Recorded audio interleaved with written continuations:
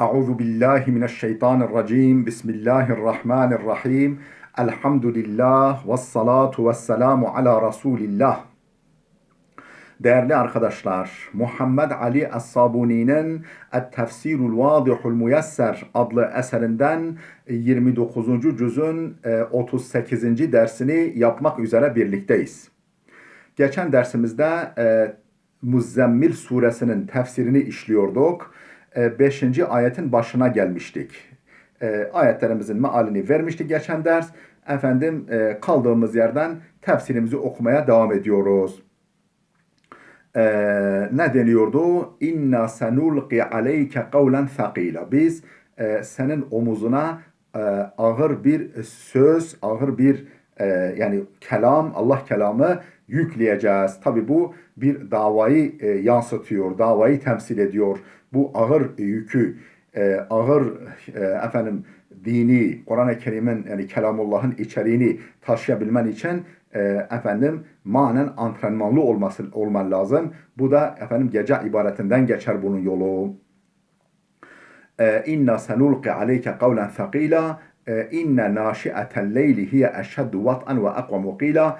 Gece kalkışı, gece kalkıp ibadetle meşgul oluş hem etki bakımından daha güçlüdür, daha etkilidir ve doğru söz söyleme.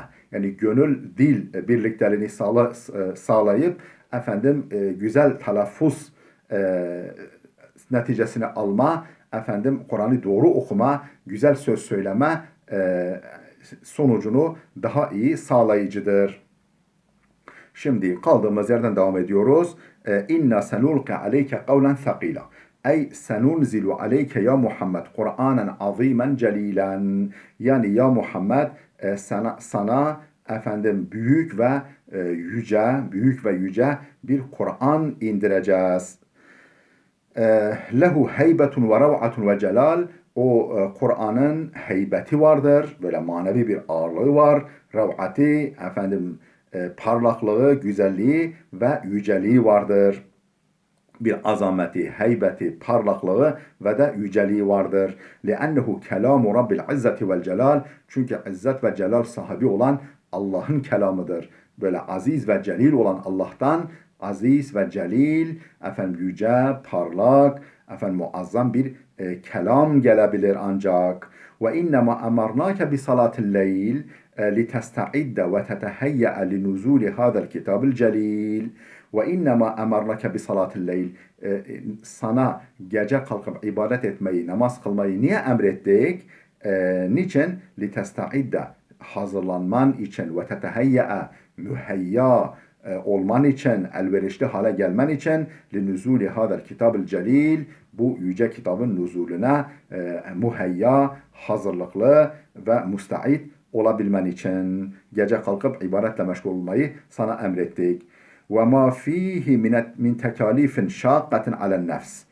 Bu kitabın nuzuluna ve bu kitabın içerdiği ve ma fihi, yani bu kitapta bulunan bu kitabın içerdiği yani ruha, insan ruhuna, nefsine meşakkatli gelen yükümlülüklere dayanabilmek için ve tebliği zalike ilen nas, bunu taşımaya elverişli olmak yetmez, bir de onu insanlara tebliğ etmeye de hazırlıklı, muheyya, elverişli olman için sana gece kalkıp ibadet yapmanı emrettik. İnne naşi'atel leyli hiye eşeddu vat'an ve akvamu qilen. Yani hiç kuşkusuz gece kalkıp ibadetle meşgul oluş hiye eşeddu vat'an. Yani etki bakımından daha şiddetlidir, daha çok etki sağlayıcıdır. Ve akvamu qilen, söylem bakımından, telaffuz bakımından daha düzgündür. Daha düzgün telaffuz etmeyi temin edicidir.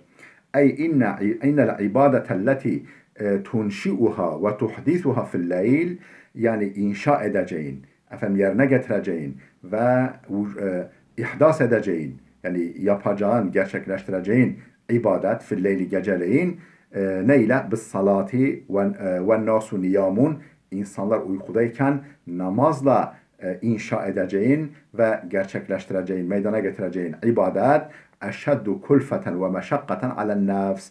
Efendim insan nefsine külfet bakımından ve meşakkat bakımından daha ağırdır, daha şiddetlidir. لِأَنَّ اللَّيْلَ جُعِلَ لِلرَّاحَةِ وَالسُّكُونِ. Çünkü normalde gece niçin var? Efendim istirahat ve sükunet bulmak için, dinginlik kazanmak, efendim sükunete ermek ve istirahat etmek içindir. فَإِذَا هَجَرَ الْاِنْسَانُ النَّوْمَ وَقَامَ لِعِبَادَةِ رَبِّهِ. İnsan efendim uykusunu terk edince ve Rabbine ibadet için kalkınca, uykusundan feragat edip kalkınca kâne zâlike şâkkan ve sa'ben alen nefs. Bu insan nefsine meşakkatli ve güç gelmektedir. Velakinnehu asfalil hatiri ve a'delu ve ebyenu qilen ey kavlen. Fakat velakinnehu asfalil hatiri, insanın efendim gönlünü, kalbini daha bir durultucu, daha bir parlak, duru hale getiricidir. Ve a'dalu ve ebyenu qilen, efendim söz bakımından yani daha dengeli ve daha net yani söz söylemeye sevk edicidir. Ey yani qilen yani kavlen, söz bakımından daha açık, net ve daha dengelidir. Ne anlamda yani ne demek bu? Bima'na ennel kıraate fil leyl akrabu ila tedabburi kelamil azizil hamid.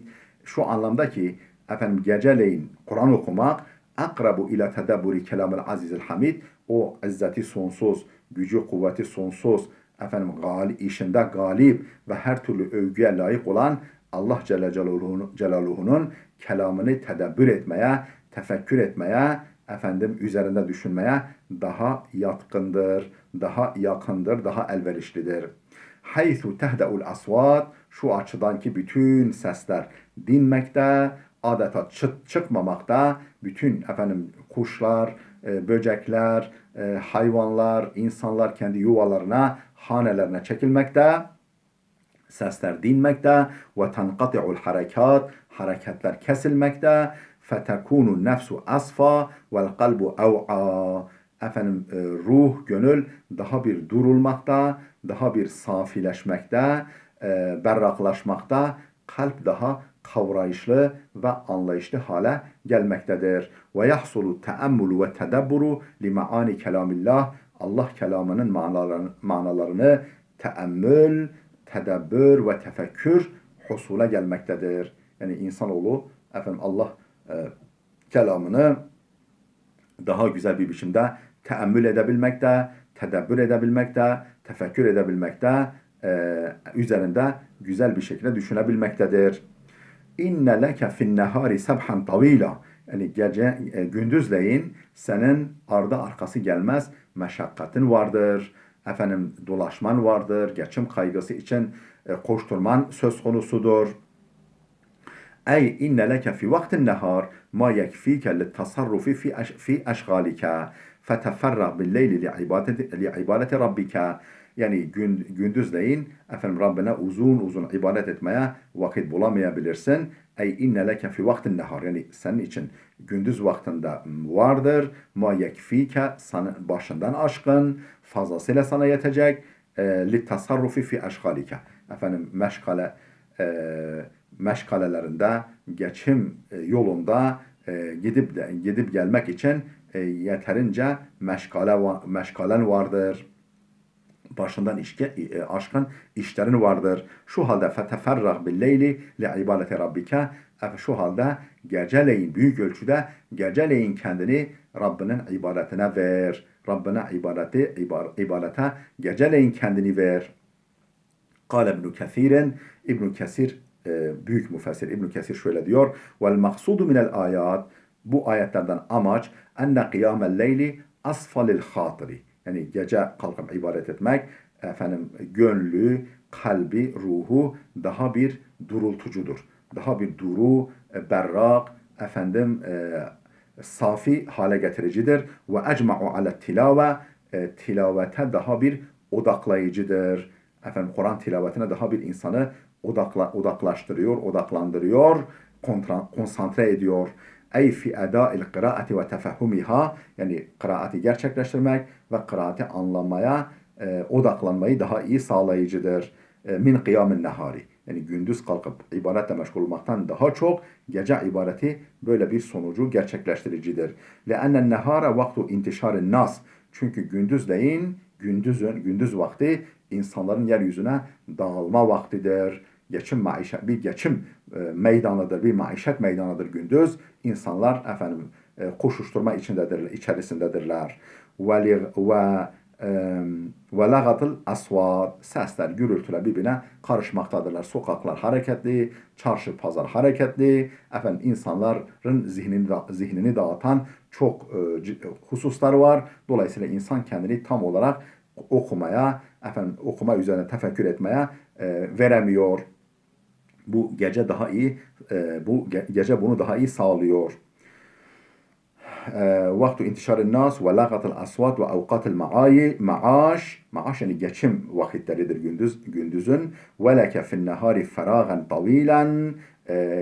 Gece senin için uzun bir boş vakit var, uzun bir serbestlik vakti var. Fefrag li rabbikel leyle. Geceni Rabbine ayır. Yani geceni Rabbine ibadete ayır. Ve hâzâ hîne kânet salatul leyli faridatan. Bu ne zamandı? Bu emir gece namazı farz olduğu zamandı. Demek ki gece namazı bir zaman farzmış yani. Bütün müminler için farz ama bütün müminler için nafile hale geldi, sünnet hale geldi. Peygamber için farz olmaya devam etti. Peygamber ömrünün sonuna kadar kalkıp geceleyin ibadetle meşgul oldu. ثُمَّ اِنَّ اللّٰهَ مَنَّ عَلَى عِبَادِهِ. Sonra Allah Teala kullarına lütufta bulundu. فَخَفَّفَهَا وَوَضَعَهَا. Bu yükünü hafifledi, kullarının yükünü hafifledi ve bu zorunluluğu onlardan düşürdü. Sadece akşam yatsı ve sabah namazları kaldı. وَذْكُرِ اسْمَ رَبِّكَ وَتَبَتَّلْ اِلَيْهِ tebtila. Rabbinin yüce adını an, yüce ismini an ve tebettel ileyhi tebtila. Başka alakalardan, başka kimselerden alakayı azalt, ilişkini azalt, kendini Allah'a ver, tamamıyla Allah'a ver. Ey dum ala zikri rabbike leylen ve neharan. Yani gece ve gündüz Rabbini zikretmeye devam et. Vesta'in bi zikri ala tebliği davetillah. Allah'ın yoluna davet için Allah'ı zikirden istifade et. Allah'ı zikretmekten yararlan. Ondan yardım talep et. Rabbinin davetini tebliğ etmek yolunda. Ne kadar Allah'ı zikredersen o kadar güzel tebliğatta bulunursun. Ve tebettel ileyhi tebtila. Ey inqata ileyhi inqita'an tammen. Yani bütünüyle başka gailelerden kesil ve tamamen bütünüyle kendini Allah'a ver. Fec'al hemmeke talabe merdatihi. Bütün kaygın, bütün düşüncen, bütün idealin Rabbinin rızasını tahsil etmek, talep etmek olsun. Ve la ta'temid fi şe'nin min şu'unike ala gayrihi ta'ala. Ve la ta'temid bel bağlama, güvenme.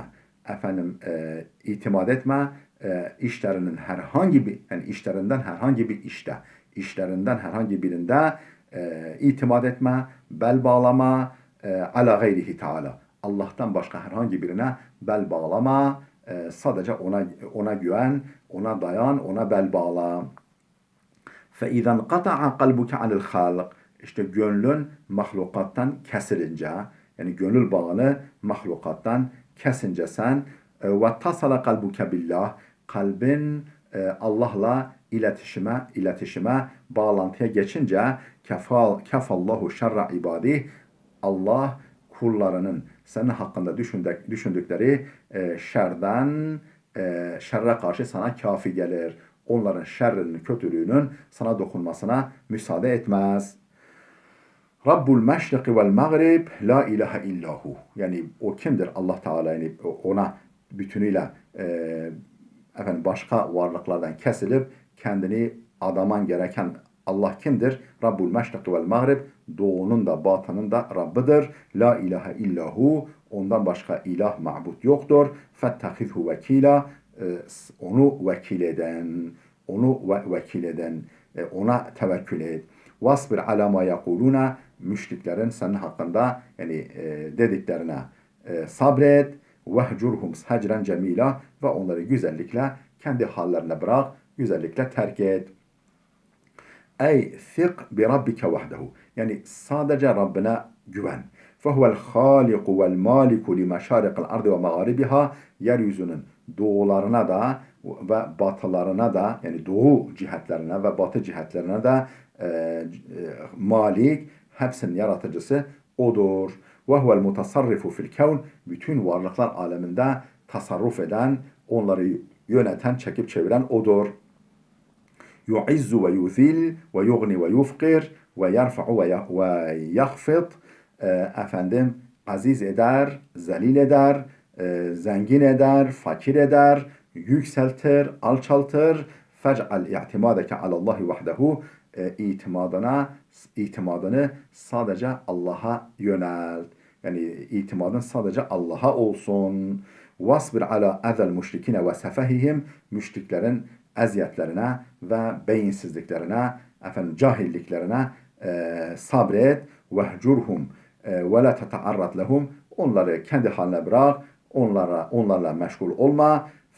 Fe'amma qaribin, pek yakında seyaravne akibete tekzib. Bu yalanlamalarının, tekziplerinin akıbetini pek yakında görecekler onlar. Zerni vel mukezzibine ulin ni'meti ve mehhilhum qalila. Zerni, beni bırak. Vel mukezzibine ulin ni'meti, o nimetler içinde konfor, debdebe, lüks içinde yüzen yalanlayıcı kimselerle beni baş başa bırak. Onları bana bırak. Ve mehhilhum qalilen, ve onlara biraz süre tanı. Onları ne yapacağımı sen göreceksin. Ey da'ni ya Muhammed ve haula'il keferate el mukezzibine bi ayati. Yani beni bırak ya Muhammed. Kiminle baş başa? Ve haula'il keferate el mukezzibine bi ayati. Ayetlerimi yalan sayan, ayetlerimi inkar eden şu kafirlerle beni baş başa bırak. Onları bana bırak. Min ashabı terafi vel gina. Kimdir bunlar? Lüks ve debdebe ashabı, lüks ve debdebe sahipleri. Fe ana ekfike şerrehum. Onların şerrine karşı sana ben yeterim. Onların şerrine karşı ben seni müdafaa etmeye yeterim. Ve emhilhum zamanen yesiran. Kısa bir süre onlara mühlet tanı. Hatta terama asna'u bihim. Ta ki onlara ne yapacağımı göresin. Vel üslubu va'idin ve tehdid. Bu söylem, bu üslub bir tehdit ve gözdağı verme üslubudur. Feleyse billahi Teala ma yemna'uhu minhum. Feleyse billahi Teala ma yemna'uhu minhum velakinnehu üslubul Arab. Yoksa hani beni onlara bırak falan, onları bana bırak. Bu ifade feleyse billahi Teala ma yemna'uhu minhum. Yani Allah'ı onlardan alıkoyacak, onları ceza vermekten alıkoyacak hiçbir varlık yok. Yani beni bırak, ben onların hakkından gelirim derken bu bir üsluptur, bu bir söylem tarzıdır. Araplarda böyle bir, yani bırak beni onlara, onları bana bırak, veya Türkçe'de öyle diyoruz. Yani bu bir söylem tarzıdır, yoksa Allah'ı engelleyecek hiçbir varlık yoktur. Velakinnehu üslubul Arab fi tehdidil zalimil mu'tedi. Tecavüzkar, saldırgan, zalimi tehdit konusunda Arapların üslubu budur. Arap böyle bir üslup kullanır. Mesela şöyle der: Yakulu utrukni entekim leke minhum. Bırak beni, senin intikamını onlardan alayım. Bırak, sen onlardan intikamını alayım. Ve maza bi makduri haula'il akzam emame ceberutillahi ve kibriyaihi.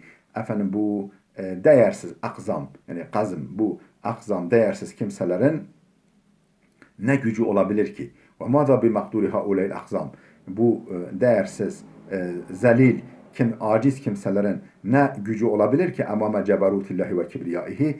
Allah'ın ceberutu, Allah'ın karşı konulmaz gücü ve kibriyası karşısında, önünde o zelil varlıkların, aciz varlıkların ne gücü bulunabilir ki? لَقَدْ اَمْهَلَهُمُ Allah onlara hakikaten biraz mühlet tanıdı. ثُمَّ قَتَلَ سَنَادِدَهُمْ بِبَدْرٍ. Sonra onların ileri gelenleri elebaşları Bedir'de onların elebaşlarını Bedir'de öldürdü. Yani onların canını aldı. Ve ala ra'sihim eşşakiyul facir Ebu Cehl.